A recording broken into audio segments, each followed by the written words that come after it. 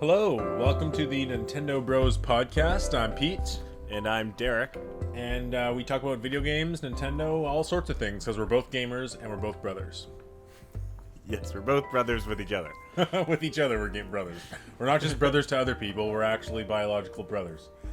For our, three listeners out there, we have gone on a little bit of a hiatus for the last, 3 weeks now? 4 weeks? Yeah, 3 or 4 weeks.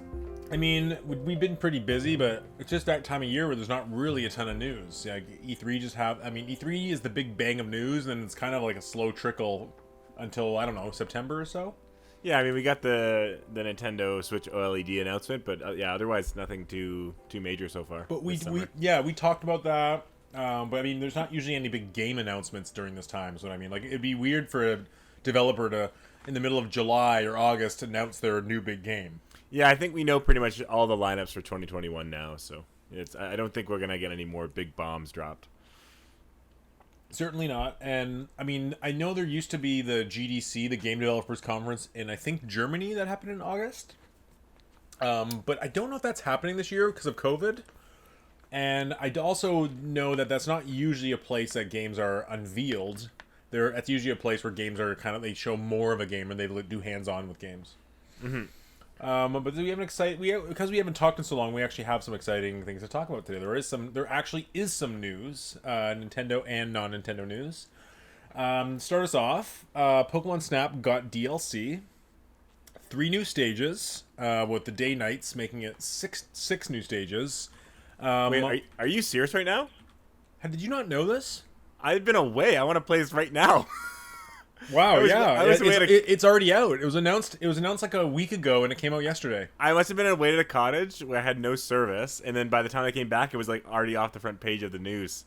Yeah, so now it was kind of a revealed trailer for the new DLC, but it wasn't like, it didn't tell you everything. So we know that there's like 20 or more Pokemon that are new. From what I've seen online, I mean, I haven't played it myself yet. Online, it seems like some people are saying that some of it's a throwback to Pokemon Snap N64. Oh my god, I'm gonna play it all night. Yeah, so did you 100% it otherwise? I haven't 100%. I got all 220 Pokemon or whatever, but I haven't got them in all of their poses, and I haven't diamonded all their poses yet. But I actually plan to. I put 70 hours in, and I'm still loving the game. I mean, it's a great game. I don't think it's something I would ever 100% just for how obtuse it is to like figure out every Pokemon pose and like some of Yeah, it's I'm just doing it because I don't really have any other. It's like when I have nothing else to do and I'm just kind of chilling, then I'll play it a bit. Yep. Well, so just so you know, there's new Pokemon. There's 3 new stages or 3 new routes with day and night cycles. What are the atmospheres for those 3 routes? I actually don't know. I mean, I haven't really looked into it. Okay, I'll find out as soon as I play. That's awesome though. I just came out yesterday, so people are kind of uncovering it yesterday, but it has been a kind of a quiet DLC announcement. It's not like there's been a lot of threads online about it and a lot of discussion, but I can't believe I didn't know about this though. I know it's free. It's like it kind of came out of nowhere, and it's like a significant update. It was like awesome. Like, it makes a big game bigger.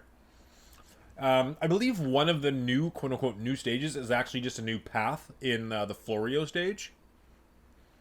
Oh, in the first level or whatever? Is that the first one? Isn't that the second one? The jungle one? That's Belo Silva or something. Okay, I could be wrong. That these stages might just be new paths within old stages. I know in one of them you shrink down to a little tiny size, and like all the Pokemon look huge, and you can see probably tiny Pokemon. I have not explored it yet, but it just came out, and there's been some other changes as well.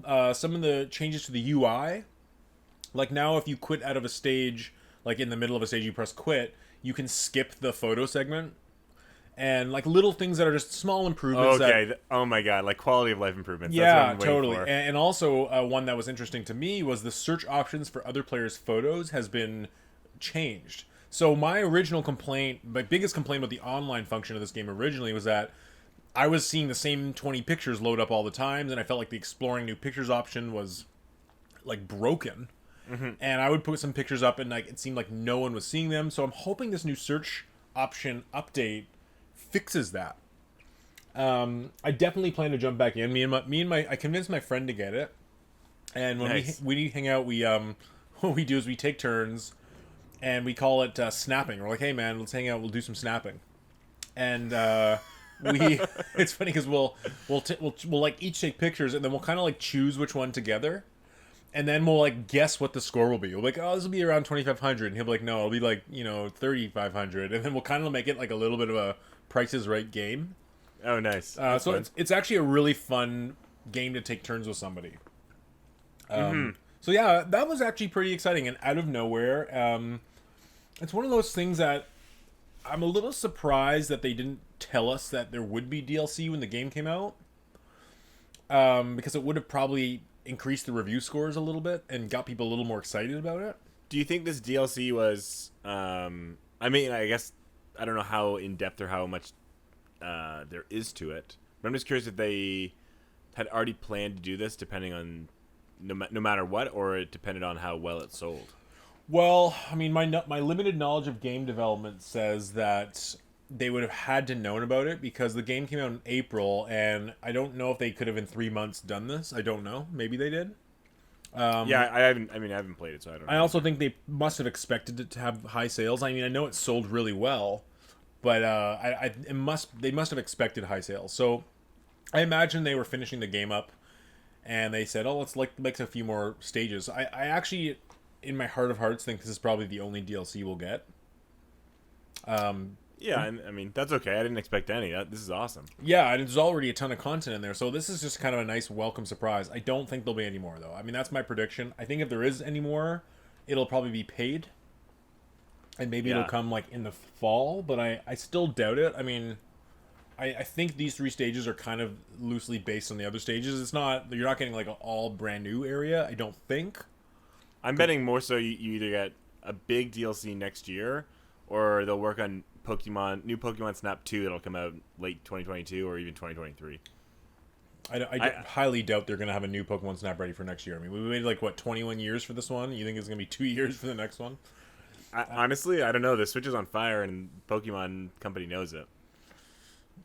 Yeah, I would think if anything, we'll get like a DLC like in the next Nintendo Direct. They'll be like, oh, there'll be 2 rounds of DLC for Pokemon Snap, like one I can package see that too, in March and one package next holiday kind of thing. I don't think they'll do a whole brand new game because that's what I'm leaning towards too. I'm just saying, yeah, I agree with you. It's the kind of game where I feel like we're not going to see a sequel until like we have VR or like 4K graphics or something, some significant update. Like it's not going to be enough to be like, oh, cool, like there's a new camera zoom and new levels. Like they can just keep adding to this one, really. Yeah, totally. And while it did sell well, I don't think it's going to sell like 10 million plus. I mean, we'll see. How much has it sold so far? Do you know? I don't know, but I know it's been charting on the NDP tracker in the States, and I mean definitely over 1 million copies. Oh yeah, easily. But I don't know if it's sold over 5 million. I mean, we'll have to wait till Nintendo's next kind of financial report to know. Mm-hmm. But I would say it's definitely going to be a million seller. So yeah, that's exciting. I'm glad you didn't know that because that makes it more exciting. Yeah, I'm excited to be done with this podcast just to go play it. Well, let's cancel this podcast early and go play Pokemon Snap. The next bit of news actually came today. The game Cruisin' Blast got a firm release date of September 14th, and it is coming. And it showed off like the sorry, it showed off like a stage, a bunch of the tracks. Now, the reason I mention this, I mean, it doesn't sound like it normally wouldn't be excited, but it is a Switch exclusive. Nintendo actually publishes the arcade version, and anyone who's played this arcade version says it's great, a lot of fun. It's locked 60 frames, even with 4-player split screen. And it looks kind of just like a fun, crazy arcade racer. Like, it looks way over the top. It's got UFOs, it's got explosions, it's crazy. And Cruisin' is one of those series where you don't do laps, like you just get to the end. So you can fly over a bridge that's exploding and fly into the air, and dinosaurs can chase you, and all these crazy things can happen. So it actually looks like a lot of fun. It's a lower price game, $39.99, $49.99 in Canada, Switch exclusive, and the unfortunate news has no online play. So, I don't know how many players is it on couch co-op? 4. Okay. So, and my understanding is that you can play 4 players in like the Grand Prix style, and there's a ton of tracks. As far as I know, there's a real lot of tracks.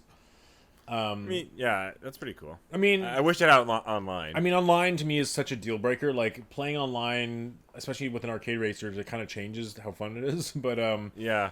this is the kind of thing that maybe when the price goes down, months down the line or years down the line, it's going to be like a no-brainer at $10-$20 for me. Because it's just one of those dumb racing games that you can play with a friend and laugh and turn your brain off, Yeah. Yeah. But yeah, I mean, it's a Switch exclusive. So that and Wario are the big September exclusives for Switch.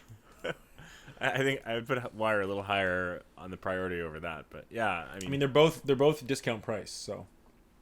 Oh, Wario's too. That's interesting. Yeah, I think Wario's $49.99, so it's not a full $60, but it's a little less, which is good because look at it. The next bit of news is also a game that comes out in September, Sonic Colors for Switch. Yep. We knew about this, but it's now confirmed that it's 30 frames a second for Switch, where it's 60 frames a second on every other console. So a lot of people are disappointed by this. To me, it kind of was... I was on the fence already about it, because I liked it on the Wii. I did play it on the Wii. But it is a bit crazy that a Wii game can't be 60 frames on the Switch, though. Even in docked. I agree. It is a little weird. Well, I mean, there's not usually big frame rate differences between docked and undocked. It's usually resolution changes. Yeah, I mean, some games, so, yeah. I don't actually know of any game that actually changes frame rates between the two. Well, I mean, as far as frame rate steadiness, there are. Yes, there is. Yeah. But, I don't know, like, for me, it's a little weird. But, I mean, like, was Xenoblade Chronicles Remake 60 frames? I don't remember. So I don't know. I mean, the fact is they've remastered all the graphics. So it's not quite like... It's not just a port. I mean, the game ran at 30 frames on Wii, but now it's in 1080p resolution. So is that the deal breaker? I don't know. I mean, for me, this is where I'd almost rather there be options, like a 720p mode. Yeah. But knowing the Sonic team, like, they're just, like, between, like, they're not the most talented... I don't want to be disparaging here, but they're not the best developers in the world. So, I mean, it's natural to have my expectations extremely low when it comes to Sonic. So, I don't know. I mean, this is another one that I was almost on the fence about buying on Switch, and now I'm definitely not going to buy. And just because it's like, what's the upgrade I'm getting, right? Yeah. And fast games I want to have in 60 frames. So it's probably something that I'll wait for it to land on Game Pass, and it probably will eventually land on Game Pass or PSN. So that's just one of those games that I'm not going to pay for. Yeah, Sonic to me has always been a game. I like them, but I just couldn't justify the cost almost ever. So, do we know if is this a full price game? I don't think so. Yeah, I mean, either way, like, I'll see the price, but because I know this is, I think, considered one of the best, if not the best, 3D Sonic game. So it'd be interesting for me, because I haven't played it, so it is interesting for me to kind of see what it's all about and why people like this one the most. But yeah, the 30 frames is just kind of disappointing. So if I did get this, I'd probably pick it up for my PS5. Yeah, it is. I mean, I had it back on the Wii, and it is a good game. But I mean, I think it's highly debated which 3D Sonic is the best. A lot of people really like Sonic Generations. Mm-hmm. Some people like Sonic Unleashed. Some people are classic diehards. They love Sonic Adventure 1 and 2. Me personally, considering I played most of them, I think I would lean towards Sonic Adventure 1 because of nostalgia. And it was the first... At the time, it was awesome, Yeah. But Sonic Colors, and I actually like Sonic and the Secret of the Rings, too, for Wii. The one where you tilted the controller to move. Oh, yeah. That was like one of the first ones on the Wii, right? Yeah, it came out I believe it came out in February when the Wii had come out in the previous November.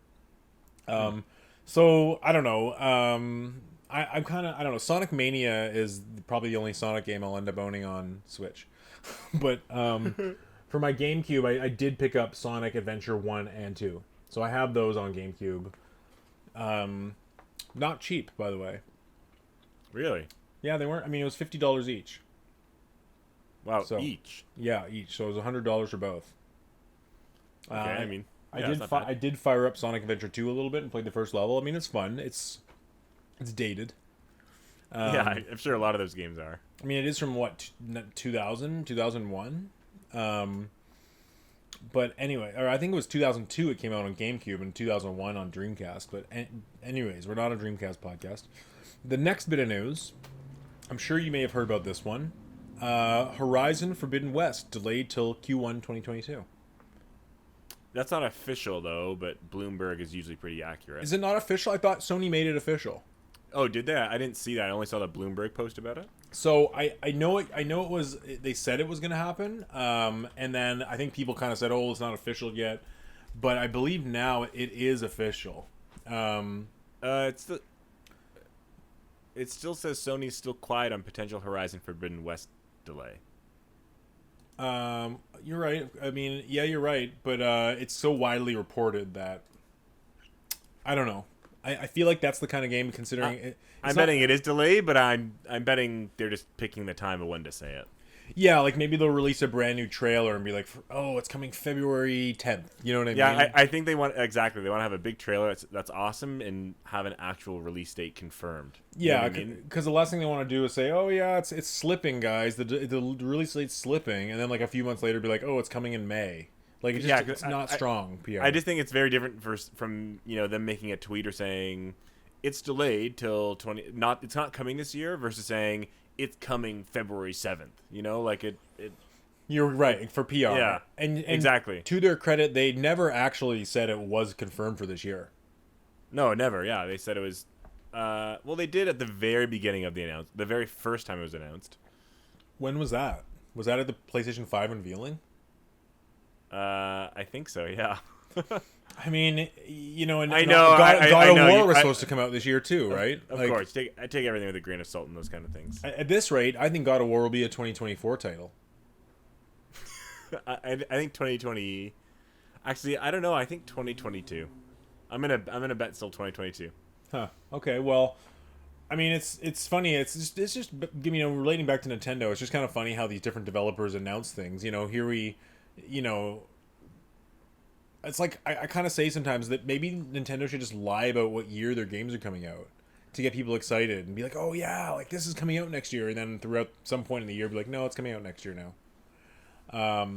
Because how easy would it have been at E3 for them to be like, oh, like new 3D Mario is coming out next year, and then like we don't hear about it till next E3 when they show it off again and say, yeah, and it's coming out next year, and like people won't care.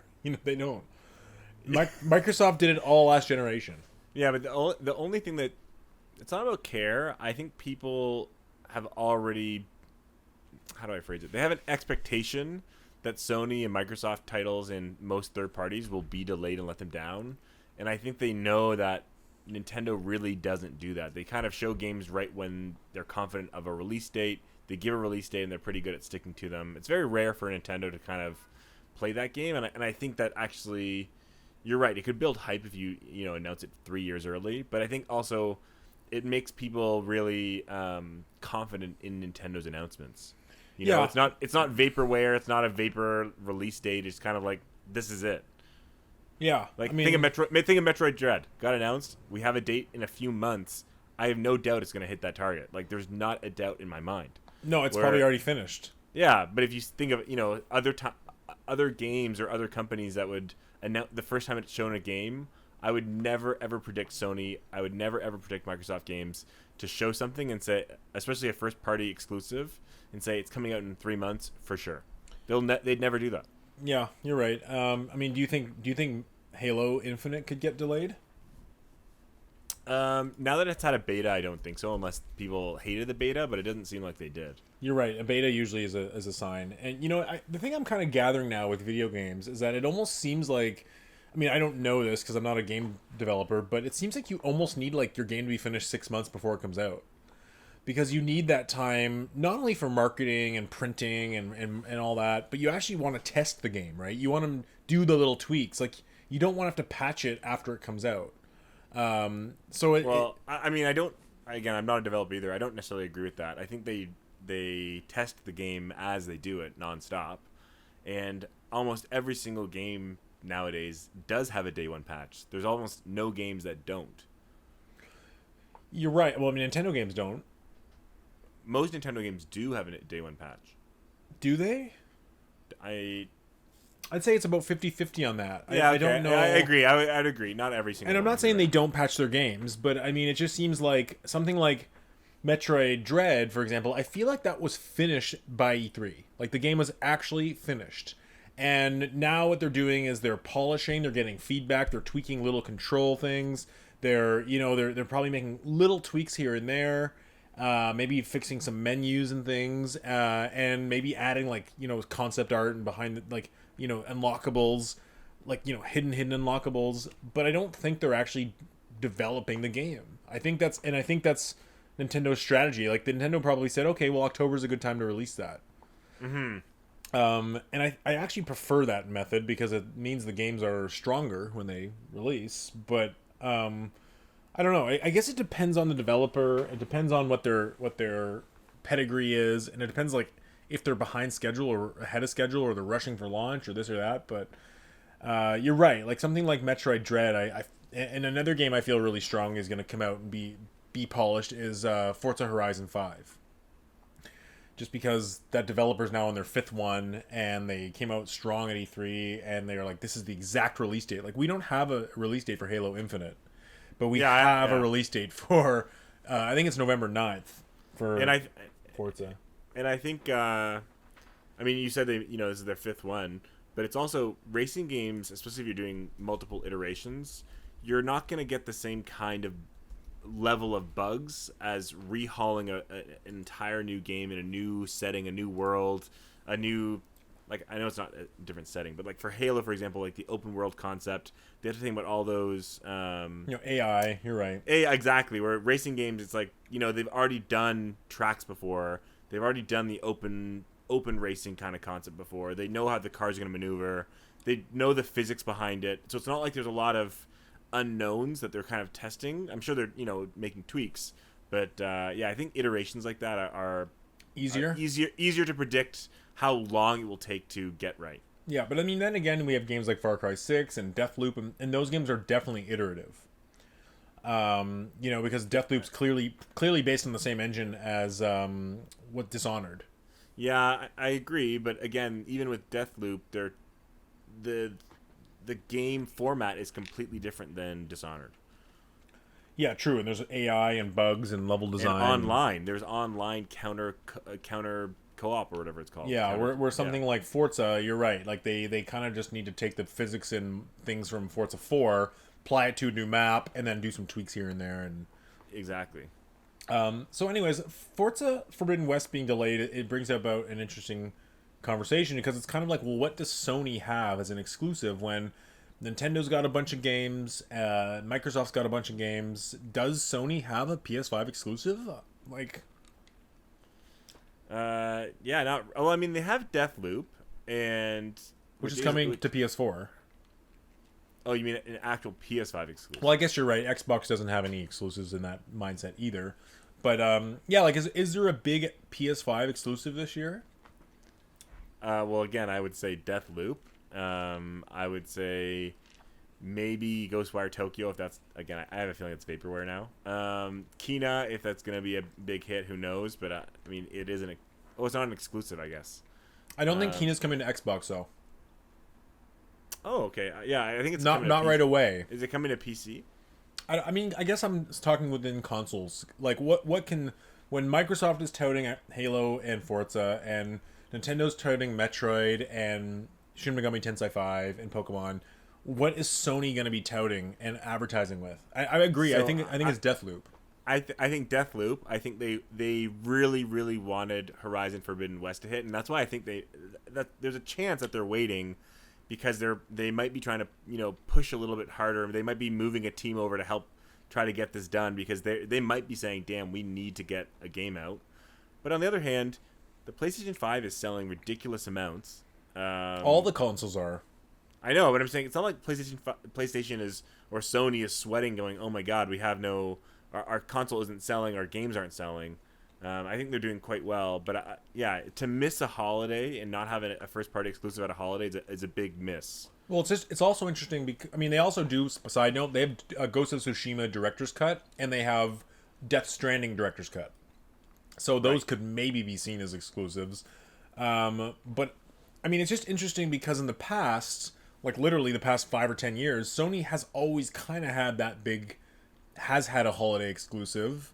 I mean, not always, but they've always had a year full of exclusives where Microsoft did not. And it seems like there's a bit of a role reversal from here on out for the rest of the year, where Microsoft is the one to look at for the exclusives, and PlayStation is not. In terms of the PlayStation versus Xbox. I think for this year, yeah, I agree. But you're right. Like the systems are selling so well. My thought is that they But really promote Deathloop.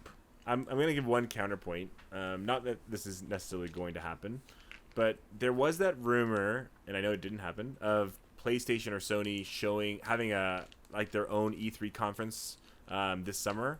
Currently, we haven't seen it. Who knows if August will have something?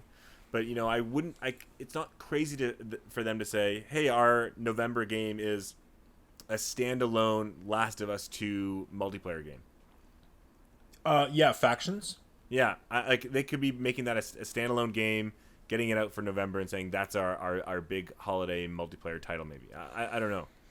Yeah, I mean, Sony can show a clip reel of all the exclusives they've had for PS5 so far: Spider-Man and Demon I'm just Souls, saying, yeah. and like it'll look like they have a great lineup. I'm just saying we haven't, and again, I don't know if they're gonna have a conference like thing, but we haven't seen really much from them besides that little state of play With Horizon. Deathloop or Horizon, the two that they showed. But there's a chance that they could say, hey, we actually have an announcement reel, and they show kind of Ghost of Tsushima, they show Deathloop, maybe they do show Ghostwire Tokyo, they show Factions, and they say this is our holiday lineup, or all the way through to December. Maybe Horizon makes it, maybe it doesn't, but even that looks okay to me. I don't see Horizon making it. I think the rumors are probably on point. I think I actually think COVID last year had a really hard effect on development plans for this year. And I mean, it seems like only now are probably develop. I mean, I don't even think development now is at full speed. Do you know what I mean? Yeah, I think a lot of people are still working from home. Yeah, which I mean, I think that does have an effect, and so I think a lot of things are delayed. And I think the only reason that Nintendo seems to have quite a bit of releases are there are a lot of smaller releases, and I think a lot of these games like Metroid Dread were probably planned originally for last year or March of this year, and they just had a little bit of it was already done. Yeah, I think they've been done for a while, kind of thing. Yeah. I mean, somehow Mario Golf still comes out unpolished, but I mean, yeah, it dropped down to a 70. yeah, I mean, we can talk about how disappointing that looks, but neither of us have played it. I think people who bought it are okay with it. It sold well on the last. I think if you knew what you were getting when you bought it, and you know Mario Golf games, I think they're not upset by it. It doesn't seem like there's a lot of flack it's getting or anything like that. I mean, for me, it's just the lack of online tournament modes was a deal breaker, and the single player looked bad. To me, it just feels shallow. Like it seems like a fun experience, but I wanted more substance. Yeah, it's too bad because golf is such a great handheld game. But whatever, here nor there. Just a quick, I know we've talked about this probably every single podcast we've ever had, but looking at the Game of the Year slate this year, it's thinning out. So, out of the games still coming out, what do you think could be Game of the Year? Now I'm going to give you the list of what I think are the contenders. Okay, hold on. Am I talking about only the games that are coming out in the next 4 months or 5 months, or can I talk about the games that have already come out? Well, I'm going to list what I consider the contenders, and then you can let me know if you think a game that's already come out is a contender. Okay. Because I think even though something like Monster Hunter Rise came out and it was really successful, or Returnal or Ratchet and Clank, I don't think those games necessarily have a chance. And also remember that, just like the Academy Awards, the Game of the Year awards seem to favor the later half of the year anyhow. Yeah. But here's the games that I think are lined up. I think it's between Battlefield 2042, Metroid Dread, Forza 5, Far Cry 6, Deathloop, Halo Infinite, and Shin Megami Tensei 5. I think between those 7 games, those are the big games for the rest of the year. I know we still do have a Call of Duty. We haven't seen it. Everybody hates Activision. Forget that. But out of these, what do you think? I definitely 100% am confident that Deathloop is not the game of the year. Why are you so down on it? Like your Metacritic prediction was way lower than mine, and it's from your favorite developer. I love Arcane Studios and I love the Dishonored games, but they're not as like overwhelmingly refined as a lot of Game of the Year games are. I thought Dishonored 1 and 2 were highly polished games. They're phenomenal games and they're super fun, but I don't know how to explain it. Like, it's not like they're bad in any way. Like, I love them, but they just don't have that same high quality. Like I almost treat them as a double A plus developer, not a triple A developer. Okay. Does that make sense? Like, yeah. they're not quite those big budget games. Like, you can tell it's a smaller scope or a smaller funded game. And I think, let's put it this way: with the money that they have to create a game, they make the best games.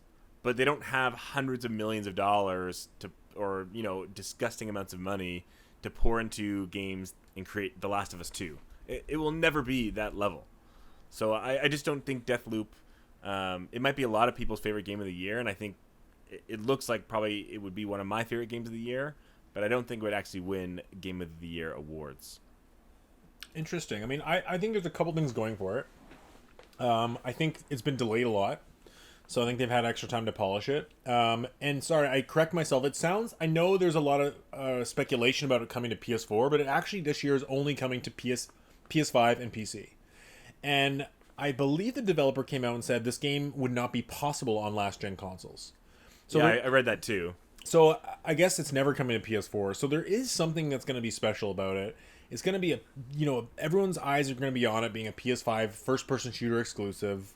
And I think that all their skills on Dishonored 1 and 2 and all their work is leading to this. So I think this is going to be kind of like what they've learned and accomplished. This is going to be their apex moment. That's what I think and hope, even though I don't play their other games. So, yeah, again, I think it'll be great, but I don't think it has a shot of winning. I think the PS4, PS5 is a little bit of PR jargon.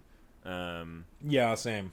And I know you didn't name this game, and I don't necessarily think this is going to win, but I think Returnal has a better chance than Deathloop. Wow, I don't think so. I do. I think Returnal will have a much higher Metacritic score than Deathloop for sure. And you didn't play Returnal though, did you? No, but I want to. I think it landed 86 on Metacritic. I think it's like 88, 89. Oh, I don't think so. Oh, yeah, maybe it went down. You're right. I think it went down to 86. It looks good. It just looks like a little bit repetitive. And I mean, I was all about it on launch, but kind of what I've seen afterwards in the gameplay, I'm more down on it now than I was. I don't know. I disagree. Well, if you go to Reset Era and you see the Game of the Year thread, the winner right now is Returnal. So really? I mean, yeah, it's like people. Yeah, I would give it like the most for sure. I look at Reset Era's Game of the Year voting as the official Game of the Year awards. Yeah, I mean, I not Jeff Keighley.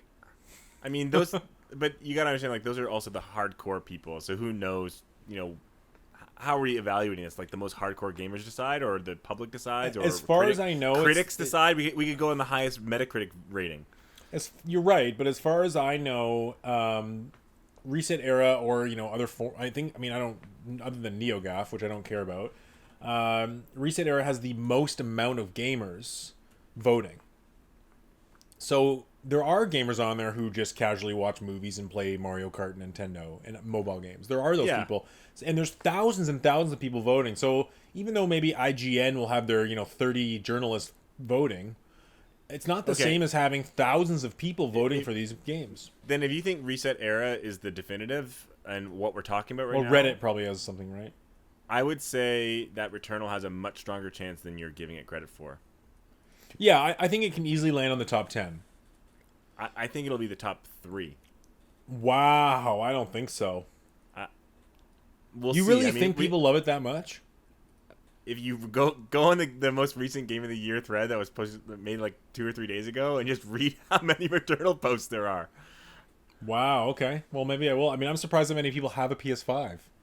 I haven't played it. I haven't played it, and I don't know. And who knows what the games that are coming out after are. The other game that I is getting quite a lot of votes, at least right now, is It Takes Two. And I think that game definitely deserves a mention. I saw that, yeah. I think it probably should win Best Multiplayer Game of the Year. I mean, who knows? Again, I'm just saying that without playing Halo or Battlefield. But again, It Takes Two. A lot of people are praising that game, giving votes, saying it's the best game, best co-op game they've ever played, best multiplayer game they've ever played. So Reset Era also really likes that game. I mean, I really like that game, but like I said, you take away the second player aspect, and it's a 7 out of 10. You know. Yeah, it feels like a PS2 But it's not. game. You can't take out the second player. That's the whole point. True. That's like, Touche. that's like, well, if I play Battlefield and I take out the multiplayer, it's just a crappy campaign. It's like that's such a. Yeah, I mean, you could be right because I mean, if you look at this list here, it's like Battlefield's multiplayer only, so that kind of hurts its chances, even though it looks amazing. Metroid Dread. I mean, it would really have to be quite astonishing and amazing to like be the 2D game to rise above. Far Cry 6 is another Far Cry, even though it looks great. Forza 5 is a racing game, and those don't win. I don't know. Forza Horizon has gotten pretty high up in the top 10 before, so I wouldn't be surprised if it made top 5. I think it'll be top 5. I just don't think it'll be number 1. I don't think it'll be number 1 I think either. all these games could be in the top 10. Oh, I think all of those games are the top 10, with Resident Evil 8 maybe. Yeah, and Monster Hunter Rise. Yeah, exactly. And Pokemon Snap. And Tales of Rise. If that still comes out and doesn't get delayed. Tales of Rise won't get delayed. It's like having trailers every day. When does it come out? September, right? September 10th, I think. Oh, okay. Wow. Some things are going to heat up soon, in the gaming world. Yeah. And Shin Megami Tensei 5, which I think is for the JRPG audience, it looks really good. People that love Shin Megami and JRPGs, that will be their number 1, I for sure. But I mean, it could be that Persona 5 type of game. Like Persona 5 kind of came out of nowhere and was lauded. Like people loved it. Like it had 90s on Metacritic. I can see Shin Megami Tensei 5 doing that. Yeah. And I'm just looking at other games that are coming out. Like Nier Replicant, some people will vote for. I think some people will vote for Ghost of Tsushima PS5 version just because they're able to, and the director's cut of Death Stranding. I could see people voting for Back 4 Blood. I could see people voting for Age of Empires 4. Yeah, I mean, you're right. There's a lot of games, but I think you named all the best. I personally think the number 1 will be probably Halo, just by sheer force, size. Yeah, just by the number of people that will play that game and like that game. I mean, the reason I'm iffy about that is just because there's a lot of people who nitpick about that series because there's a lot of people with different expectations. I've seen that the multiplayer beta has gone with just bots so far. It looks great. I looked at a little bit of impressions. People seem to really like it. It looks really polished. Yeah. The bot AI looks really good. I think it comes down to the campaign. I agree. I think it's how good the single player is. And they've been eerily quiet about it. And the other thing is, again, if we're using Era as the Game of the Year metric decider, yeah, historically they don't pick multiplayer games to win. So to say Battlefield 2042 or Call of Duty to win, they will, even though those games, Battlefield might actually be top 10, there's no way it's going to be number 1. People they vote story-driven games, single party, or single player games. They don't pick multiplayer online games like that. The only reason I think Battlefield 2042 could do it is because it's somehow gotten me interested in it. Yeah, I know. Everyone's hyped for it. I agree. And the thing to keep in mind is it's got 128 players, which is like bigger than Fortnite. Like it's massive. And 128 is only possible on the next gen consoles, but we'll see. I mean, again, we've only really seen one map, and we don't know too much about it yet. There's no single player, so there are things that hurt it. But who knows? I can also see Metroid Dread doing it. I think Metroid Dread will be top 3 or top 5. Honestly, I think the top 2 are going to be between Halo, Forza Horizon, and Returnal. And then I think right after that you have Metroid Dread and the other games we talked about. I mean, I just think it depends on how Metroid Dread is presented. Like, it could be a game that people just love and it's their favorite 2D Metroid. I can really see that becoming a number 1 for everybody. I know, but it's like, and again, I always feel like I always slander them. It's Mercury Steam. It's not like I just don't have faith in them to produce a game of the year game. Like, unless the Metroid hype carries it, which it is somewhat, I just don't think this game is going to be as amazing as people think. It's going to be a solid 85. Fair. Okay. Well, let's move on from our game of the year discussion. I just want to say one more thing about it. Is the highest rated game right now, I think, is The House in Fata Morgana for the Switch with a 98 on Metacritic. So, if any game should win, technically that game. I've never even heard of that. So. Oh well, it had 100 for a while. It has like almost every single one of its reviews is 100. I mean, I can also see Microsoft Flight Simulator up there too, because that has a 92. Oh yeah, I agree. We'll talk about that more in what we've been playing, because it's amazing. Mm-hmm. Anyways, figured we'd talk about the F-Zero series a little bit this week. I mean, there's not a lot of news these days, so it's kind of just jumping into a different game series and talking about it. The F-Zero series has had, let's see here, 6 games in the series. One of them was Japan only. I can only think of 3 of them, so I'll give you gotta fill me in on this. I'll give you a brief history. So the first F-Zero launched with the Super Nintendo in Japan and North America, titled F-Zero. Very positive reviews. It showed off Mode 7. Nintendo holds this as a classic game because it's been released on the SNES Classic, Nintendo Switch Online, SNES, Wii U, new 3DS. Like, they've always released F-Zero as a virtual console kind of past release. Like, you can always find the first F-Zero. I wish you could find the rest of them, but anyways, takes place in the year 2560. It's as if the future, and I found this kind of a cool tidbit. So the setting of F-Zero is as if it's the future, like 500 years from now, but that aliens have landed on Earth and have, like, mixed their society with Earth and decided over time to create this epic racing, extreme racing. So it's kind of this cool. I just love the setting. They did release years later on the first F-Zero for the Satellaview, which was like a Super Nintendo add-on in Japan. They released what was called the BS F-Zero Grand Prix and BS F-Zero Grand Prix 2, which were just basically F-Zero but with some more tracks and racers. Okay, so basically one F-Zero for Super Nintendo.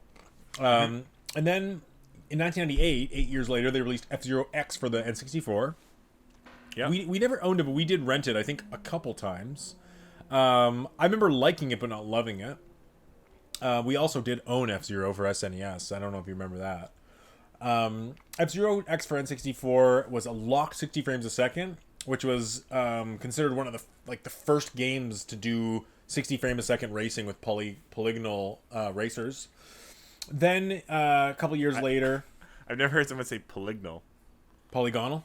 Yeah, polygonal. Okay, well, whatever. I know. Yeah. Sorry, I didn't mean to interrupt. Years later, F-Zero Maximum Velocity launched for the Game Boy Advance. Right, the Game Boy Advance game. Okay, it showed off the 2 players 1 cartridge feature. It did sell over 1 million copies. And it wasn't the same as the Super Nintendo game, was it? No, it was not the same, but it looked the same. It kind of had the similar graphical style. Okay. It's considered like the 2D line of F-Zero. Like, there's a 3D line and a 2D line. Okay. And then 2 years later, after that, F-Zero GX came out for GameCube, made by Sega. I had it on launch day. I loved it. I've been playing it a lot. At the same time, F-Zero AX came out in arcades. Mostly, I don't think AX ever came out in North America, but it was in Japan. But it's more or less the same game. It's different tracks.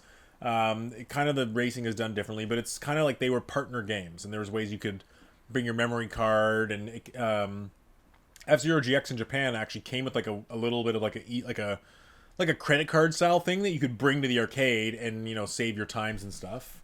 Oh, that's cool. Then the F-Zero GP Legend, which was developed by a company called Suzak, came out in 2003 for Game Boy Advance.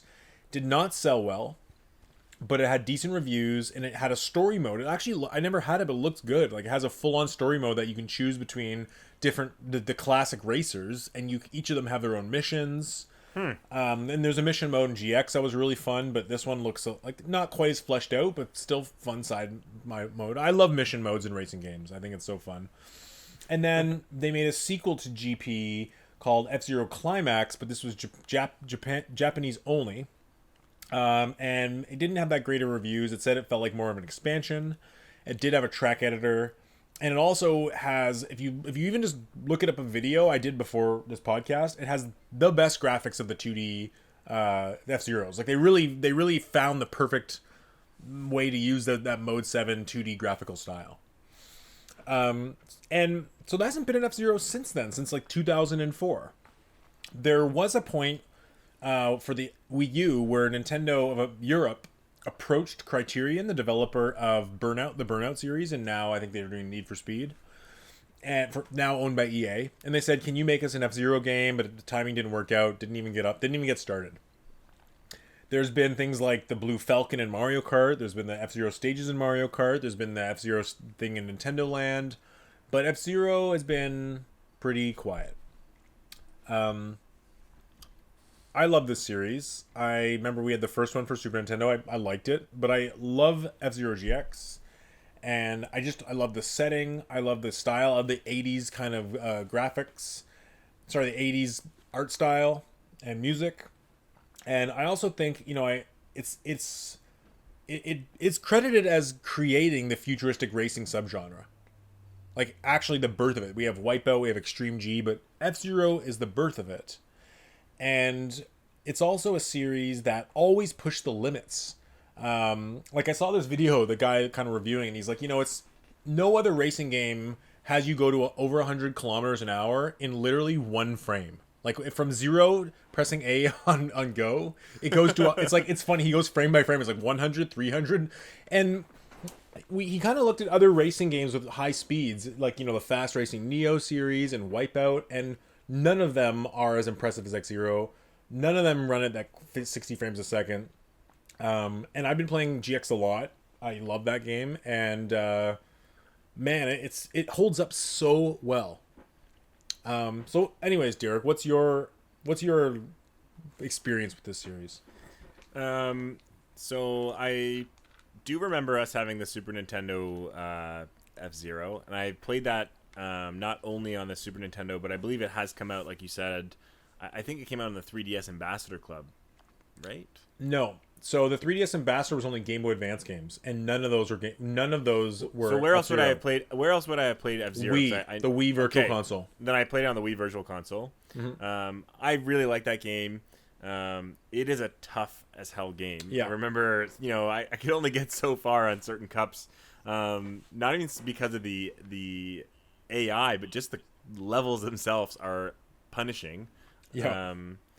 So, from that experience, especially growing up with, a game that hard or whatever as a racing game, and then also having, the Mario Kart kind of more friendly games, I never fully clicked with F-Zero. I didn't hate it. I would still say it's a really great game. But it's not in that upper echelon of my favorite games. Mm-hmm. And I didn't play F-Zero X or GX hardly at all. Like, I know I played some of them, and I tried some of the mission stories in GX, and I do vaguely remember playing F-Zero X on the N64. But I just never got into them, so I don't really have the nostalgia for those games. I would love to play GX again, because I know it's coveted as, one of these, I don't know, like, I forget the word, like, endless in time, like lasts forever. Yeah. Racing games. So I'd love to play it again, but I'm not like you where it's like, this is one of my favorite series. I hope they make more. I like them. If they made another one, I'd probably get it day one, but I'm not. It doesn't blow me away as, in my favorite series. I don't have that nostalgia. And I like the racing, and I think it's awesome to go fast. I think it's a really cool style of racing game, but I prefer the slower games. I prefer Mario Kart. I prefer even games like Forza Horizon, the more sim racing, over these extremely fast games like Wipeout or F-Zero, the F-Zero franchise. Well, it's not a super popular genre in itself, and it's funny. I mean, I love the setting, I love the characters, I love the style, but the only game that's ever really connected with me was GX. I mean, I played the first one, I played X, I played Maximum Velocity, but I didn't love them. So I think if we compare like the 2D Mode 7 style F-Zero, I'm not a huge fan of that. but I really, really love GX, and it feels like F-Zero X was kind of just like a stepping stone to get there. I think the problem with something like GX is that the multiplayer doesn't really work that well. Not only when you're playing two players, they really make 60 frames a second a priority. So when you're playing two players, it's still running at 60 frames a second, but they scale back all the detail in the level. So the levels look very barren, and you're also not racing with 30 racers, you're racing with 4. So it's kind of this, it kind of feels like this racing game where like there's no other racers around you. And it really is one of those games where you have to be so precise that if you and I were racing, like once one of us gets a lead, you're probably not going to see me the entire race. So it's not really that fun. It's not like Mario Kart where we're constantly at each other, and if you're in last, you can come back. And it's not like that. It's like, okay, I've pulled in front, and now I'm going to win. Yeah, I think F-Zero is a game of refining your skill of each level, each track. Mm-hmm. You know, where like Mario Kart, you know, if I think back to when I first played 8, you can go through those levels and figure them out as you go. But you can't do that with F-Zero. You're going to crash, you're going to blow up, you're going to hit the walls. Yeah, especially in the later levels. So not always though. Not you're right. Some of the earlier not levels, always. Yeah, you can. But you know, even the jumps, you might miss the landing back on the course can be really tough. But I think the people that are really good at the F-Zero games are the ones that really drill themselves into those courses to know every turn when to do it. And the other point I was going to make is that I agree with you on the multiplayer. It's like it's really like playing time trial, but someone else is somewhere on that course, because even if you are neck and neck, like someone's gonna hit a wall and then you're so far ahead. Even if you hit a wall, they're just gonna zoom right past you. It's not like you guys are ever just never decided for any long period of time. Now, it's interesting though, because in GX there's kind of there's a few things they did with F-Zero. I mean, I know that the first F-Zero and X, I think you got like one speed up, one boost per lap. But what they did with GX and the ones after is that you kind of have to balance between using your boost and your life meter. So like once you use your boost too much, like you take one hit and you're destroyed. So they kind of added this feature, I think X has it as well, where you can actually like destroy another vehicle with like moves. Like you have a bash move and you have a spin move. Yeah. So obviously if we're racing together, and there are only 2 racers on the track, it's really, really hard to get them. But when there's 30 races around you and you're like, screw it, I'm going to do a spin attack and spin all this group of guys, you can blow up like three other guys. And when you're racing in the cup, you can see like your rival. Mm-hmm. So you can actually like take out your rival. I like it because I think, you can tell me if I'm wrong, if you destroy a car, at least the AIs, aren't they out for that race? Yeah, they'll get to 0. Yeah, they don't respawn. It's not like, and I like that. It's not like they like Mario Kart where you respawn. No, if you blow up, you're done. And is that true even for multiplayer? Yeah. Oh, see, I don't know. I don't know about multiplayer. I'm pretty sure, but I don't know. I think that's such a cool aspect, and I think it's awesome that the turbo and the life bar are the same. I think it's a really cool idea. Yeah, it wasn't that way in the earlier ones. Have you ever seen a speed run of F-Zero GX? Yeah, I have. On Awesome Games Done Quick. It's ridiculous. Yeah, people can like fly. There's one trick I saw on one of the levels. The guy's like, yeah, if you fall off the edge, but then quickly go back on the edge, it doesn't understand your acceleration. So there's one level where you're like driving on a cliffside on like one of the mission stories. And he's like, even if you snake back and forth over the cliff, you can get up to like 3,000 kilometers per hour. And you see him do it, and he goes, it's so disgustingly fast. It's awesome. Yeah, do you remember when, was it the Mario Kart for DS had snaking? And you could like power slide left, power slide right, power slide left, power slide right. Yeah, I spent, you don't know how long I spent learning how to snake. I could snake like 3 or 4 of the levels. Yeah, it ruined the game, multiplayer. But it made it my favorite Mario Kart game. But you could snake in GX.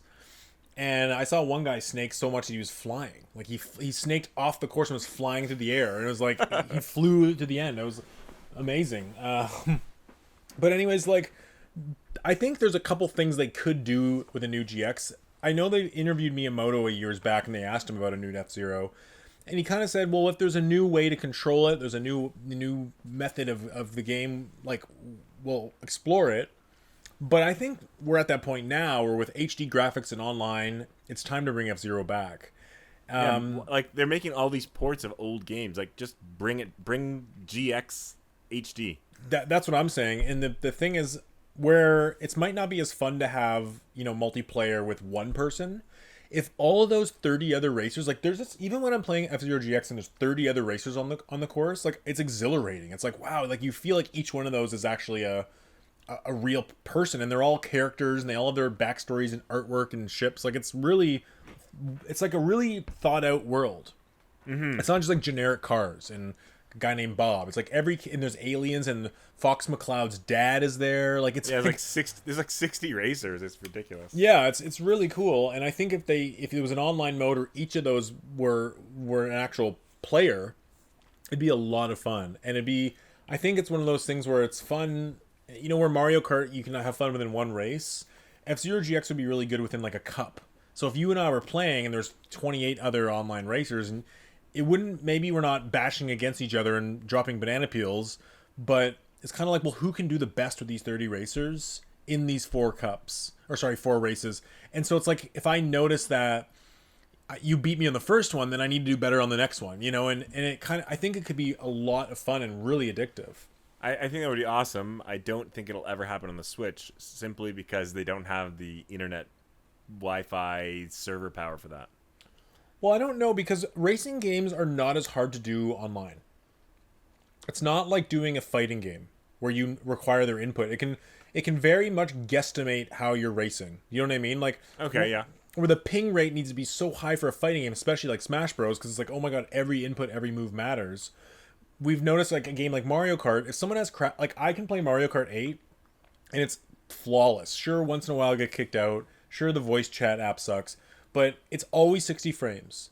And the most I'll see is somebody like kind of glitch out a little bit. But it's like because you're generally going straight and you're only turning once in a while, like it doesn't really matter that it's not perfect. You know what I mean? Mm-hmm. So I think for something like F-Zero Online, it could be something very, very easily, if somebody, internet totally craps out, then all of a sudden they're a bot racer. And I think it really could be awesome. I really think it could work.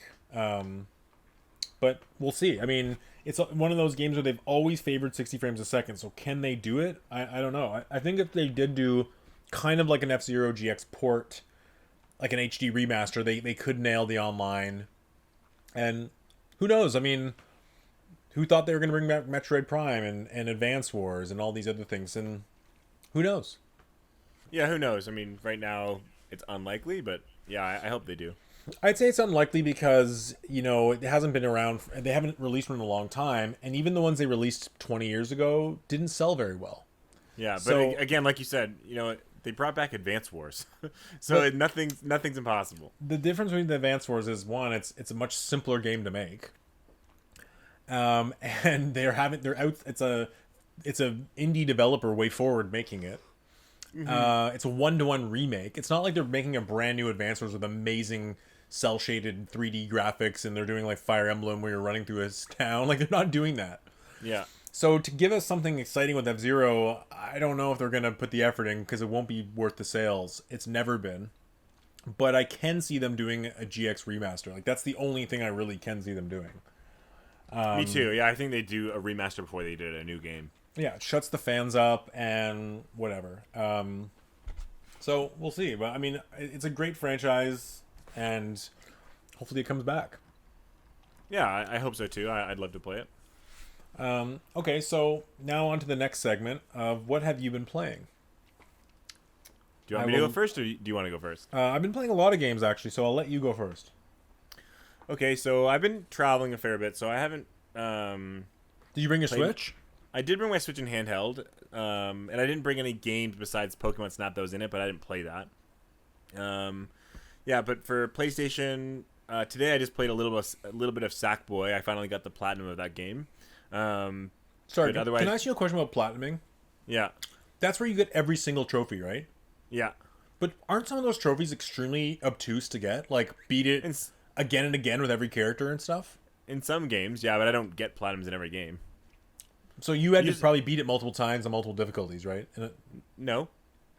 Oh, okay. That's not every game's like that. So usually I'll play the game straight through, and I'll see how many trophies I have left and see how hard they are to get and think about how much I like the game and see if it's like, oh, like redo something special in this one level. Okay. So like Ratchet and Clank, it's like, oh, like buy every gun. And it's like, well, I already own 28 of the 30 guns or whatever it is, so why not just go, kill a few guys and buy the next two? Okay, so it's not that annoying. Some games are. Some games like Final Fantasy X Remake are like, get every single legendary weapon. And Final Fantasy 15, Final Fantasy 7 Remake was like, oh, you need to steal every enemy's talents possible that you can possibly steal in the game, and you need to beat the game in hard mode, and you need to do these story elements 3 times. So you have to basically play the game 2 or 3 times. And it's like, I have no You have to desire grind the game, basically. Yeah, it's like I have no desire to do that. So Do people complain when games do that? No, I mean, some people, there's hardcore people that will do those things, and there's people that do it like me sometimes. Like, they go for the easier platinums, and there's some people that just don't care at all. The one thing I think that is the most frustrating is games like Doom Eternal, where some of the trophies are tied to multiplayer.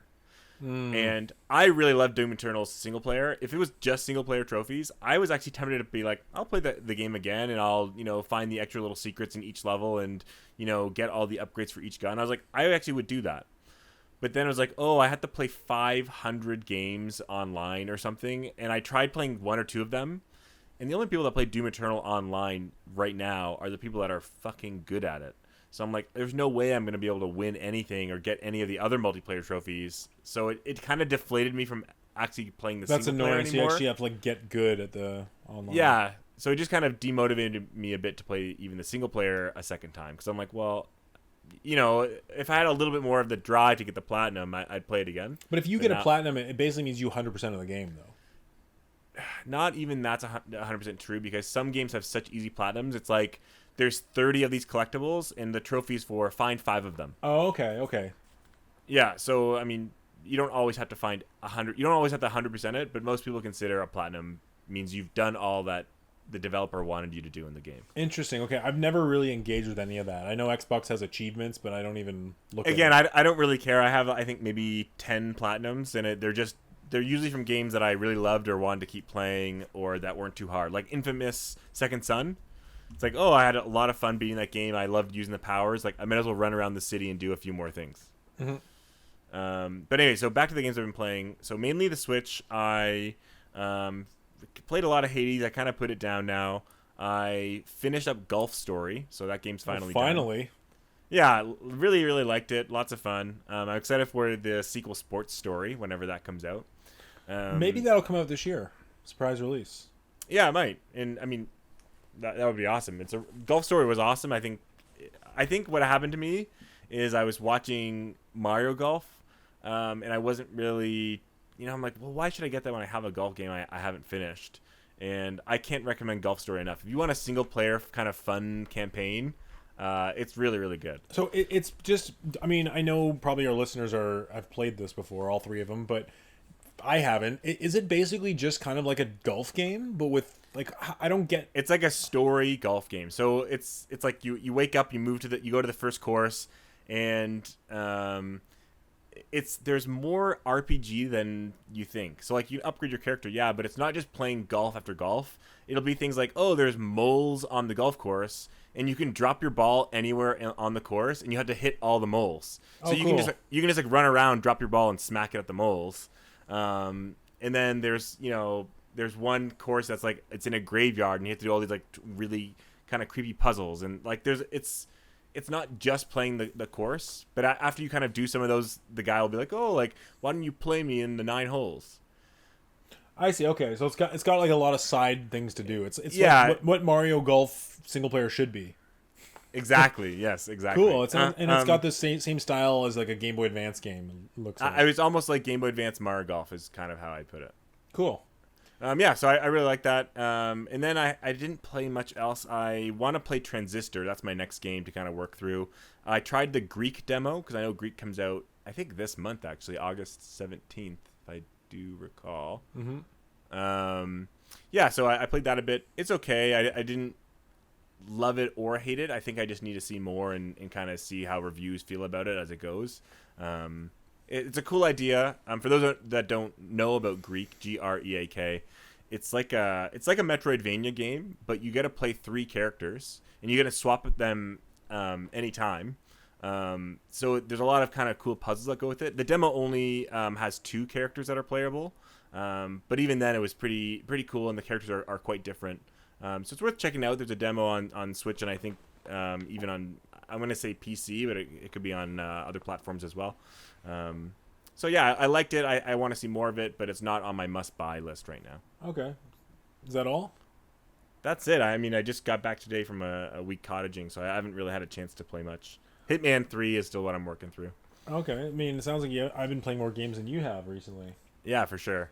Okay, well, for me, I'm going to go from the oldest game to the newest game. Okay? Of like release date or what you've been playing? Release date. Okay. So we already talked about F-Zero GX. I've been playing a lot of that. Finally got through all the cups. I'm trying to unlock more cups. I mean, I don't know. I talked about this last time, but I've had my GameCube collection going, right? So I've toyed around with different releases. I played a little bit of Crazy Taxi as a throwback. By the way, one of my GameCubes seemed to die already. I have 2 of them. One of them died today. I was playing F-Zero GX and I was going so fast, and all of a sudden it just froze, and then like I turned the system off, and now when I turn it on, like the disc won't spin, and it's dead. So good thing I have 2 of them, but I guess I can't sell this one now that it's broken. Well, you know what you could do is you could sell it. You could sell it like in a parking lot and they pay you in cash, and they can't test it out until they get back home, and then you just never talk to them again. You know what? I feel like that'd be very disingenuous. I feel like if anything, I'm just gonna like do something. I'm just kidding for our listeners. I'm not that awful. Yeah, I mean Derek's a terrible person, but I think if anything, I'll probably like do something weird with it, like glue it to my wall, or I don't know, put it in a movie or something. Like I don't know. You know what you should do, honestly, is just leave it and use it as a spare parts, because you never know if the other one breaks and it's a simple fix. You could actually just replace something from one to the other. That's not a bad idea. Or I could like take it apart just to see the inside and see how it's made and all that kind of stuff. That'd be cool too. I've been kind of I mean, I know I'm getting away from what I've been playing, but I've been looking for ways to make the GameCube like look better. Like when you blow it up on our TVs, our 65-inch LG OLED CX TVs, you really notice how like blurry it is. Now I am not playing in progressive scan. I'm playing it interlaced, so I need to buy like a progressive scan adapter now, which is another $150. But I'm almost like now thinking, well, do I want to emulate some of these games? Because I saw some people playing F-Zero GX online with emulation, and it looks freaking amazing. And even with the progressive scan mode and HDMI converter, it's never going to look that good playing from a GameCube itself. So I don't know. I'm kind of torn on that. So now you're questioning why you even bought a GameCube in the first place. Well, I'm happy I have it, but I don't know. I might go into like the whole world of emulation, but I also don't know because I know there's problems there too with frame rates and things like that. So I don't know. But anyways, it is what it is. But it is like your memory of it is always going to be better than it was, and it's not like SNES. Like our memories of Super Nintendo and sprite-based games is retained.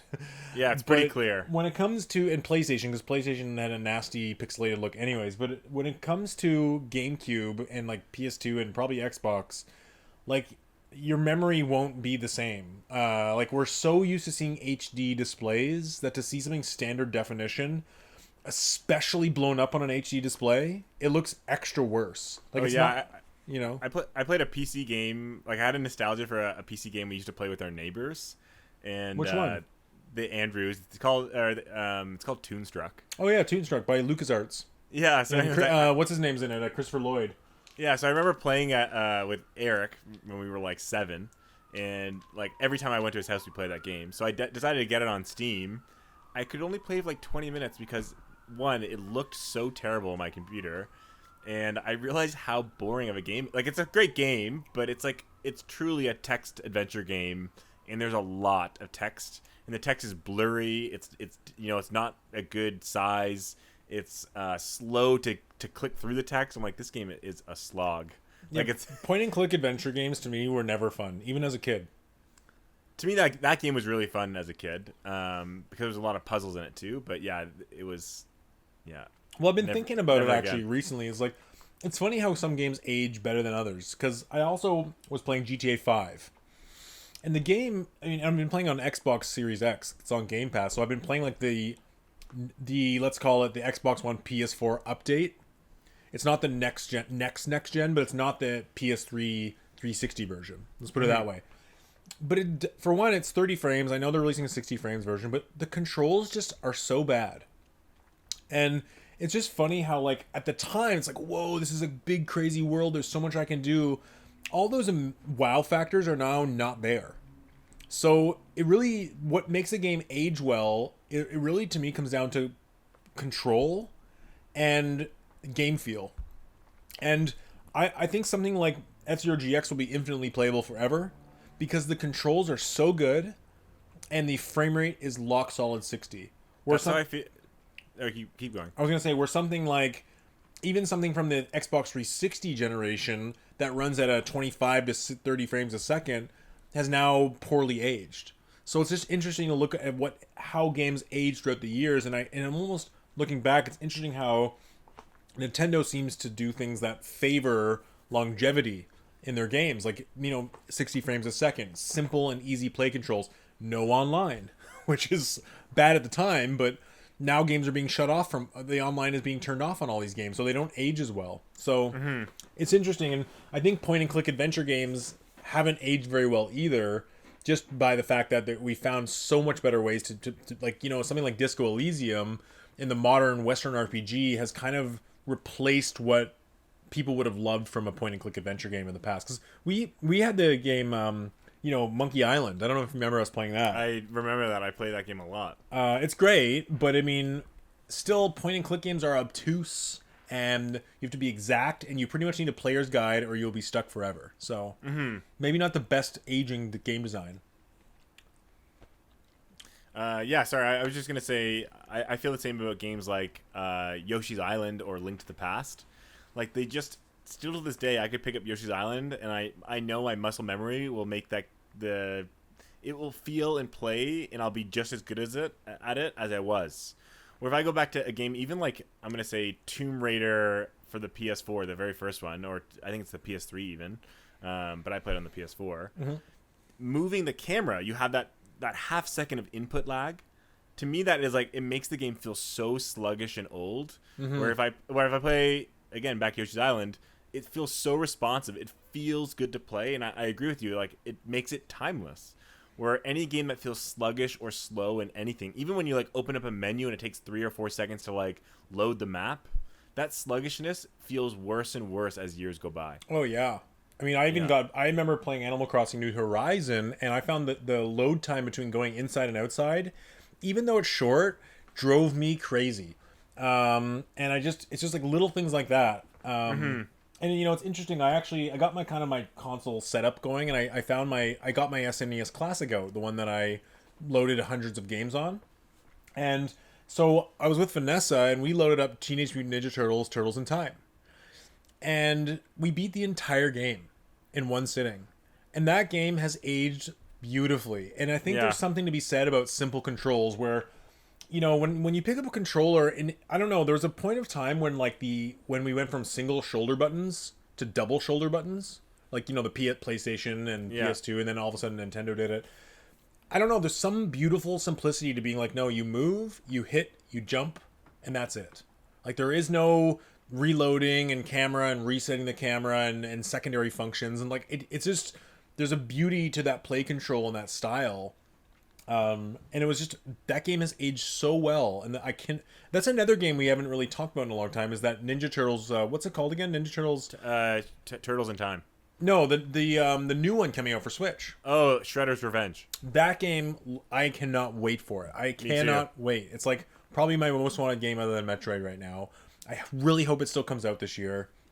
There's something about brawlers that makes them infinitely replayable and fun. And I've told you this before, but you have to get that game, Streets of Rage 4. Peter, I was about to say, I'm literally downloading it in the next day or two because I'm getting together with my 3 buddies on Friday, and we have 4 controllers and a nice big TV at my buddy's house. So I'm gonna convince them to play that with me. What are you gonna buy for Switch or? Yeah, my friend has a Switch dock, so I'm just gonna bring my Switch to his place every time to play Smash Bros. Okay. So I'm just gonna bring that and play that with them. It looks really good on Switch, and it's one of the games that when I upgraded to the LG CX, it was something I turned on and I was blown away by it. And it is one of those games where it's the same controls that you would have had on Super Nintendo. You have an attack, a jump, and movement, and that's it. Mm-hmm. And there is like a pick up and drop weapon thing, but that's it. There is no like high kick, low kick, mid kick, special, none of that. So it's you're really gonna like it. It's one of my games of the year from last year. Nice. Okay, so let's hear more about what you've been playing. Okay, so the other game, I gotta go in like 30 minutes. So. Well, I got at least 2 hours worth of games to talk about here. Try to skim through it. I'm kidding. I'm joking. I'm joking. So the other game that I've been playing for GameCube was Mario Kart Double Dash. How does that feel compared to Mario Kart 8? It feels great. I can't tell if it's running at 30 or 60 frames, but it feels really tight. I went through all the cups and unlocked the special cup and went through that too. The one thing I gotta say is it's definitely harder than Mario Kart 8. There's no hopping in it, so it feels very grounded. It feels very heavy, and it also is one of those games where the rubber banding AI, like it really is one of those games where if you're in last place, you're probably not coming in first. So it's like if the AI can really pull ahead and be like, wait, in Mario Kart you can have like someone get way ahead. Yeah. The AI can do that. So it's like really tough. I did have to like kind of retrain my brain for it, but it's a great game. I really love the two player mechanic. It's a lot of fun. The stages are kind of simple, but the one thing that did throw me off was it only has 16 courses. So when you've gone through all 4 cups and there's no online and there's no online battle mode and the battle mode doesn't have bots and you're just kind of like, what do I do now? And I know I just kind of think I probably felt that back in the day on GameCube too, but it especially feels that way now. It's just like there's nothing else to do. Mm-hmm. I guess Mario Kart 8 on Switch is the same, but the online keeps me going. But it's interesting because the very next game, Mario Kart game on the DS, brought the retro courses in. So you had 4 new courses. That's the first game that brought retro courses in? Yeah.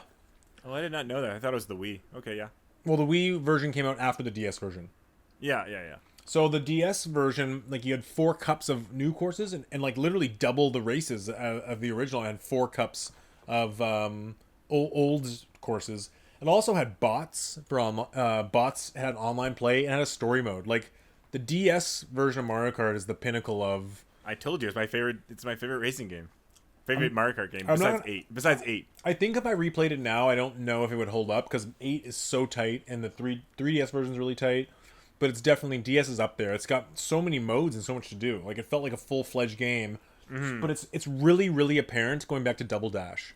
Like you can literally beat the whole game in 1.5 hours.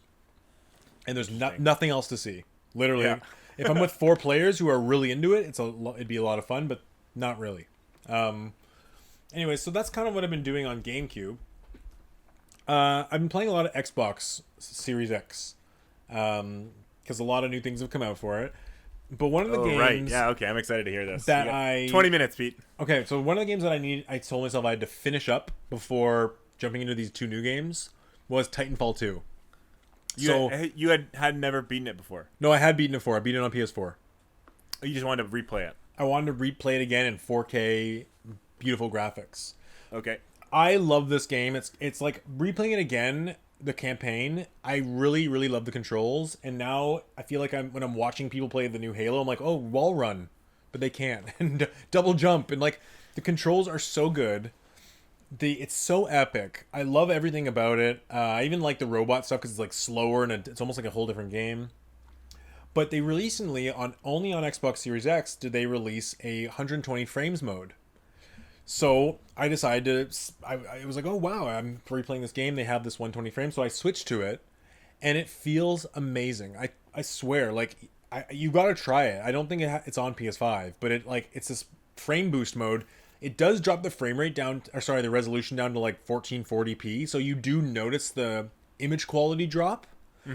But the way the controls feel and the movement is so smooth. Like it's like there's less motion delay. And let me tell you, beating that game with 120 frames was one of the highlights of the Xbox Series X for me. Like it was great, and instantly I'm boosted way up on my favorites games list ever. It's like on my top 25 list. It's my favorite first person campaign. Like besides Metroid Prime kind of stuff, it's my favorite. Well, yeah, same probably with me. I agree. Like again, I have never played it on the 120, or on my LG CX, or on my PS5. But I think the level design is amazing. The gameplay feels amazing. It's varied enough. It's not too long, right? It's like a perfect length.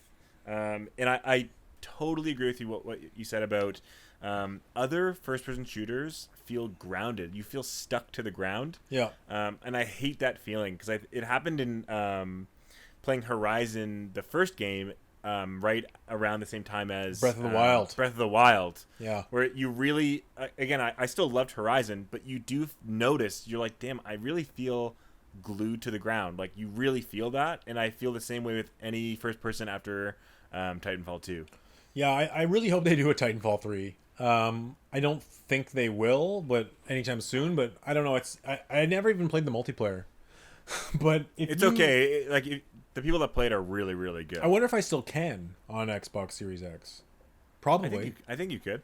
But just as a note, like if you ever get an Xbox, I don't know if it's going to be the same if you just like put your PS4 disc in the PS5. But if you ever get an Xbox Series X, it's Titanfall 2 is free on Game Pass. And Xbox has that smart delivery where they're like it adds HDR and it adds these other features like 120 frames. It's really honestly a delight to replay. Like it honestly, like it looks and feels like a next generation game. Like it looks freaking amazing. Like I can't believe this ran on a PS4. That's how good it is. But anyway, so that was that. I beat it, so that was a great experience. And also, like a side note, you really do feel the connection between what is it, B488 and your main character. Yeah, the story's pretty good. I agree. The story's pretty good, and it's also not too long. And every level brings something new. It's like it's like a Nintendo approach. Like every level that brings time a new warp level is awesome. Yeah, or the house building level, or some of the levels where there's one level where like things are exploding. You're like jumping and wall running as it's exploding. It's amazing. Other than that, I downloaded Microsoft Flight Simulator, and I played a bunch of that. And I gotta say, it's amazing. Like. I know. I feel like I'm gonna hit it. Yeah. Let me talk about the next game. It's amazing. The next game, it's amazing. But Flight Simulator, I gotta say, like, it was annoying at first because it takes a long time to download. The controls are kind of awkward. It's clearly made for a mouse and keyboard. Just to invert my camera controls took me 30 minutes to figure out because you literally have to go in and customize. Look up as one thing and look down as one thing. There is no inverted on and off. And you have to do that for every single camera mode. So if you're in the cockpit, change the camera mode. Outside the cockpit, wow. It's horrendously annoying. Like, honestly, I came to the point where I almost put the game down. Because I accidentally changed it one time where I couldn't move the camera at all. And I'm like, wow. Like, I almost gave up on the game. It's a little buggy. Like, it will crash. But it's so amazing that you can literally go anywhere and it loads quickly and you're just there and it looks beautiful. Like, there's a moments where your jaw will drop. It is stunning. And, I flew over Toronto. I flew over our old house, Lorne Park. I flew over where I live now. I went to Hamilton. Like, it's stunning. Like, it's so accurate. Like, you see the malls. It's just really impressive. And then all of a sudden you can say, well, I'm going to now fly a commercial airline or a 747, and I'm going to turn storms on and fly over Vancouver. And it looks stunning. And I'm going to France in a few weeks with Vanessa, and we're like, oh, let's fly over Paris. We flew over where our hotel's going to be. We looked at Paris. Oh, okay. And then we flew over Marseille, France, where we're going as well. And we flew. She took controls, very easy control when you get the arcade controls going. And she's like, she loved it. She's like, whoa, like that's where we should go. Like that's the park I want to go to. And it's fascinating because I kid you not, we flew over this water area, this area near the water, and we're just looking at all the cliffs and peak sides and stuff. Then I watched this new movie with Matt Damon called Stillwater. Great movie, but it takes place in Marseille, won't you know? we saw the exact same place we flew over. We're like, whoa, that's the exact cliff pier that we talked about, and they're there. So it's this really weird experience where it's like I think I'll always keep the game installed, and I'll probably fly over every single place that I'll ever go. Just it's such a great experience. That's cool. That sounds really cool. I even made a new category on my home screen called leisure just for it.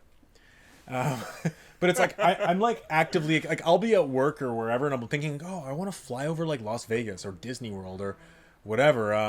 It's not perfect. Can you fly over at Disney World and see roller coasters? Yeah, that's apparently. Cool. So they've gone and like taken like 350 cities in the world and did like a special. It's called what's it called? Photogrammetry, where it's like they've 3D mapped these cities like with extra detail. And then they've gone and taken like real things like the Eiffel Tower or buildings in New York, and they've done it by hand. Like they've hand modeled them. Even in Canada, like our major cities are done with photogrammetry. But if you fly over Mississauga or Burlington, it doesn't look amazing, right? If you're like flying really low. Mm-hmm. And things like I look for Canada's Wonderland, it's not there. It probably just read it as a flat thing. But I know Disney World's there. I know Vegas is there. It has real-time weather, so if I jump into Mississauga or Burlington, I see real weather. It's really cool. It's not like fun, like there's not check marks to do, and it's real time. So if you're like, I'm gonna fly from here to here, like it's real-time flight. Want to fly from Vancouver to Toronto? You're gonna sit there for 4 hours. But the other cool thing is you can put on autopilot. So you can literally just put on autopilot once in a while, change the camera around, look around, and just fly all the way there. That's cool. It's is really cool. Is there any HUD at all? Yeah, there's a HUD, and there's a HUD. Like you can turn it on and off, but like you see like your meters and your gas and a little radar, and you can turn it. Okay. It's funny, like with a button press, you bring up your like a reticule. It's kind of the controls are clearly for mouse and keyboard, so it like brings up like a mouse. Can you crash your plane? Yeah, but it just turns black. Okay. Then there's no explosions. I tried. It was funny on Reset Era. It was like, "Where's the first place you flew?" And everyone's like, "Flew into my house." The next person's like, "Flew into my house." The next person's like, "Flew into my house." The next person's like, "Oh, I flew here," and then I flew into my house. It was hilarious. But yeah, it's really cool. Yeah. So yeah, I played a little bit of that, and the last game that I've been playing a lot of actually is The Ascent. And I know I told you to download this and play it. I'm not going to, but keep going. Okay. Well. I really like it. It's probably the definition of a 7 out of 10 game. Okay. I mean, here's the thing. I'm very torn on it because on one hand, I love the graphics, I love the style, I love the controls work. The gameplay has like a different hook on Twitch shooters. It has some of the best graphics I've ever seen in my life. Is it a Twitch shooter? It's more of a Twitch shooter than it is a looter. Let's put it that way. It's very story driven, like not okay, very. Okay, I think Twitch shooters are games where it's like one bullet kills things like Call of Duty. Okay, maybe not twin stick shooter. Maybe is better. Twin stick. But it's not really like Diablo where like you go around looting and finding the best armor. It's not really like that. Like it's very specific. Mm-hmm. And even the developers said that even when you have like random encounters with a group of thugs, it's all designed. Like they design it by hand, so it feels very handcrafted. Mm-hmm. So all the encounters feel great, and it's just like you look over the backgrounds; they are incredibly detailed. Like, once in a while, you'll see a background where like a ship will like crash into a building and blow up, and I just stop and my jaw drops. Like, seriously, one of the best looking games I've ever played. Nice. With that said, it's buggy. Like my game's crashed a few times. I've had a few incidents where I get to an area where like it's supposed to load like a boss fight, and the boss doesn't load and you're just stuck there. That's happened at least 5 times. So it's rough around the edges. Yeah, I know the patch just went out, so I'm going to check it. Apparently the co-op doesn't work so well either, and there's just lots of problems. And the map design is like it's very, very dense, the world, but like almost to a fault where like you really don't know where you're going. So you just follow your waypoint, your waypoint marker the whole time. And I went exploring at one point, and I got stuck in an area where I was way under leveled, and I was getting one hit killed, and I had no money to buy a taxi out of there, and I literally had to like pray and roll and evade to get to like out of that area. So it's not as polished, But it's an interesting game. Like I don't know, it's I'm gonna There's something there. Yeah. there's something there. I'm gonna keep playing it. And there, there's a boss fight I got to, and it was just destroying me. So I'm like, I'm gonna go back to the main town. I'm gonna buy and upgrade everything I have. I'm gonna suit up to be protective against this guy. I went back and I destroyed him, and like that was a really satisfying moment for me. The story's really cool, and the story's kind of done in a way where it's like it's a really cool setting. It's as if it's a planet where people like are coerced into visiting on credit. So like, wow, I want to go there and like fulfill my dreams, and then when they go there, they realize that they're just going to be in debt forever. So it's like kind of like a corporate slave planet. But these corporations are so huge, like you don't even really know what they do. It's just you have a guy who kind of manages their missions, and it's like corporations will basically set war on other corporations and like wipe them out. So your corporation is like on the outs of being wiped out, and you kind of have the slumlords giving you missions of like how to like, oh, we need to take over this area and do this, and like we need to kind of stay alive from being wiped out. So it's an interesting story, but when you're given a mission, like they talk as if like they don't dumb it down for a viewer. They talk as if you already know the world. So, and my friend Mike, who was on the podcast, he's been playing. We've been talking about it. We're just like, we have no idea what they're talking about. Like, no one knows what the missions are about, So it's just kind of like, okay, well, I'm just gonna select that on my mission tracker and just go there and just like, hopefully it queues up what to do, Because it's usually just like you get attacked by guys and that's it, and like maybe you collect something from them, but there's not much. It's a little bit obtuse. Let's put it that way. Yeah. But the graphics are amazing. It's something I'd like to play. If you ever come visit me, we'll play 2-player. Yeah, I would definitely play it with you. I just don't think I'm gonna buy it myself. No, you should get Game Pass though, because you can get it for your PC. Yeah, I don't care that much. I mean, you could get it for 1 month. Yeah, I just don't care that much. Fair. But that game is it didn't review well enough for me to even be interested. Wow. I mean, to me, it's like because it's free, I had to try it. I was hyped for it. I don't know. Like, I might play it a little more, but I don't think I'm gonna like get too deep. But I've already played about 5 hours. Probably put another few hours in. Probably not gonna beat it, but it's very, very cool. And another complaint, by the way, is the menu is set up in a way where, like, you have headers like in your menu, like you have like 5 main menu options, like weapons, armor, missions, map kind of thing. So in each of those, you have like sub menus. So like, let's say I go into my weapons and I want to like select a gun and upgrade a part on the gun. So you kind of like, but it's just so annoying to control because left and right on the analog stick move between the header menus, but up and down choose between the options in the menu. So a lot of people have had this problem where like you're trying to like move through like a weapon selection screen, and all of a sudden you're like switching to a completely different menu because you actually had to press B to go back and go to the main. You had to use B to go back, not left. I don't know if I'm explaining it right, but like, no, I get it. It's just like a lot of little problems that way. But the game is made by 12 people. I'm enjoying my time with it.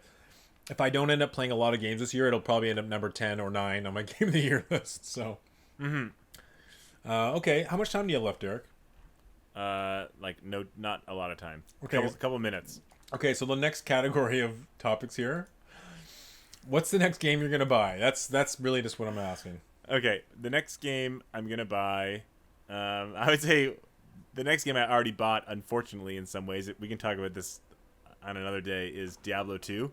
Okay. So I have it pre-ordered. I might as well just deal with that. And then otherwise, I'm waiting for Battlefield, or if Returnal or Resident Evil 8 drop enough in price.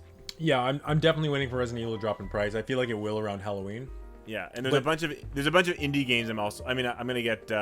We just talked about it. Streets of Rage 4. There's a bunch of indie games I'm looking out for, so I might pick up 1 or 2 of those as the year goes on. So your Metroid Dread comes out October 8th. Oh, sorry, I'm getting that too. You're right. Sorry, Metroid Dread. Yeah, that's kind of my position. My next game is gonna be Metroid Dread. That's the next. I might get WarioWare Get It Together in September. But I'm also somewhat looking forward to trying Psychonauts 2 on Game Pass. Yeah, again, I really want to play that game, but I also want to play the first one.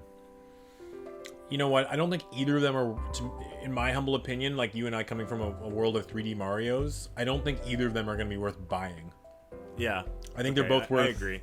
trying on PSN or a Game Pass. Like the second one looks good, but even some of the previews say it's, the fighting mechanics aren't great and stuff, so probably going to be a Game Pass for me, but yeah, Metroid Dread is the next game I've already purchased and 100% getting. And I can't wait. 2 months. 2 months and change. I'm excited for that too. It'll be awesome. All right, well, Derek, sorry to keep you so long. I guess this concludes our Nintendo voice. What do we call this again? Nintendo Bros podcast. What are we called? Oh my god. Hey, if someone listened to the end, they're already a fan. Okay. Yeah, it's been fun. Thanks for running this one. All right, Derek. I will talk to you soon. Okay, take care. Bye. Bye.